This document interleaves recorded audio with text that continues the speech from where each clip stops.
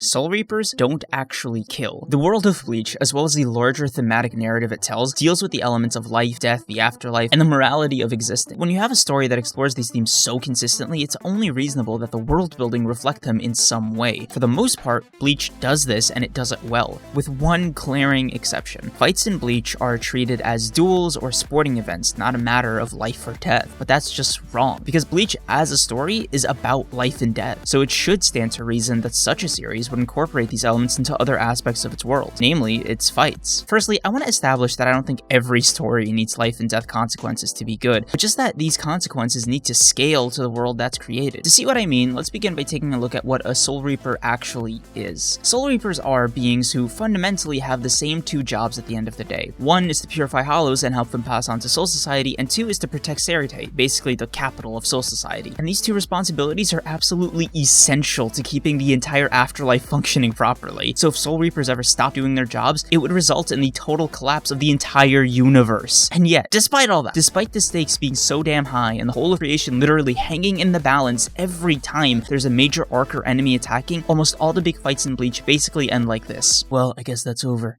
Good fight.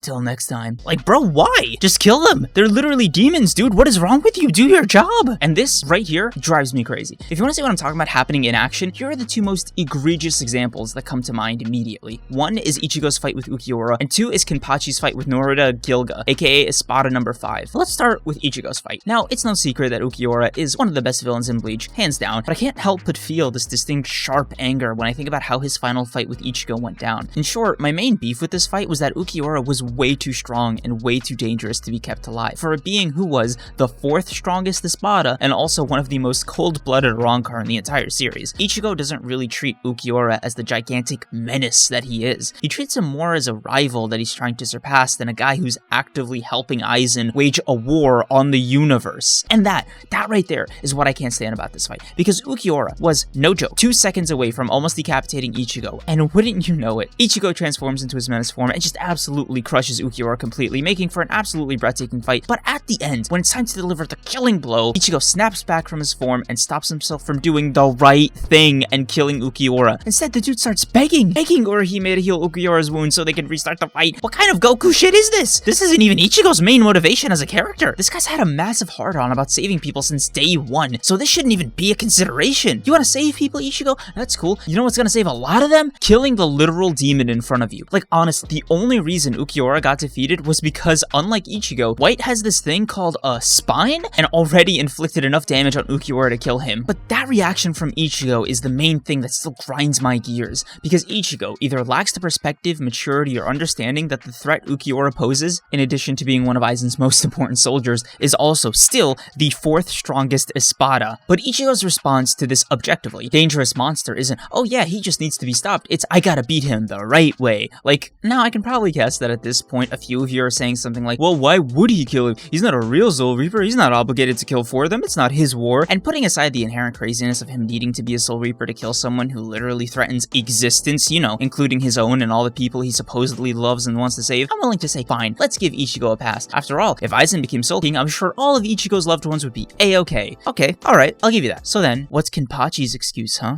Kenpachi Zaraki is a full-blown Soul Reaper captain. This man commands an entire squad of Soul Reapers, so it's literally his job to get rid of any threats to Soul Society and the Cerate. And on top of that, his characterization is that of a really strong guy who loves fighting strong opponents with every fiber of his being. In fact, he literally became a captain by one-shotting the previous one and just taking his jacket. That's right, just for the heck of it, Kenpachi killed a guy with a single blow, then took his job and his name. So obviously, he's not shy about taking a life, let alone one that's actively trying to kill him. So with all that in mind, I'm sure you can imagine the sheer amount of somersaults I was doing when I saw this man coming to Wako Mundo on the Rancors. And part of the reason why I got so excited is that Kenpachi's opponent was Espada number 5, aka Noidora Gilga, aka the only guy in anime to ever go for a kill on an already weakened opponent. Despite its slow start, the fight with Kenny and Noidora was actually, admittedly, spectacular. Well, mostly. See, once Kenny finally got serious, he just started clobbering the guy. Even after Noidora released his Zanpakuto, it was still a complete KO for Kenpachi. But then, it happened. Kenpachi looks at Noidora, the man he just completely washed, looks him in the eye, and goes, Good fight. Okay, see you later, bye! Like, bro, what? What? Turn around and finish the job, homie! What are you doing? Even Noitaro was surprised. He was like, bro, come back, I'm too evil, what are you doing? Like, why are Kenny and Ichigo acting like they're fighters in a tournament and not a literal war? And it's not like Kenpachi is shy about killing other opponents. During the Fullbringer arc, he completely one-sliced Giriko without a second thought and just went about his business as if nothing happened. Why? Why is he willing to just ruthlessly body Giriko, but when it comes to someone as dangerous and as sadistic as Noitaro, Kenny just starts giving him the warrior's treatment or whatever, and pats him on the back and says, hey, good fight. Dude, why can't every Soul Reaper just be like Byakuya? This man was so efficient. He always went in for the kill. He always won. I swear, Byakuya is the only sane character in Bleach. Actually, now that I think about it, all the other captains took their job as seriously. In almost every other battle with the Arankars and later the Quincy's, the other captains actually win their battles by killing their opponents. You know,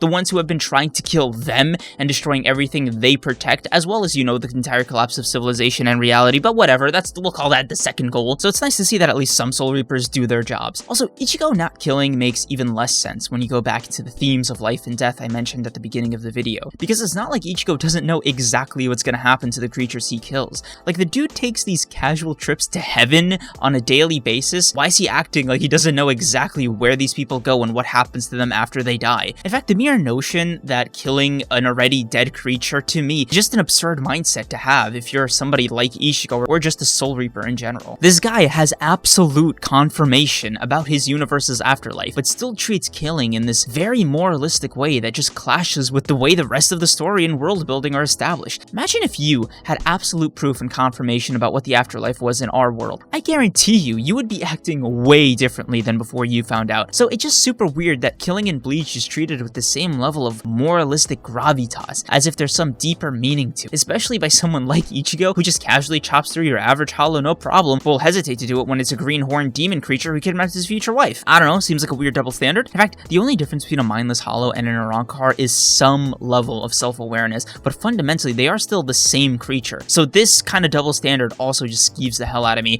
and it double skeeves me because he killed actual humans with less restraint than he did Arankars. The meaning of death in Bleach should be something that is treated far differently than it is in other series, and I do definitely think it's a major waste of potential for the narrative storytelling of the series and world building. Again, I still really love Bleach. I feel like all these videos I'm making are like super negative, but like anyway, yes, thanks for watching, bye!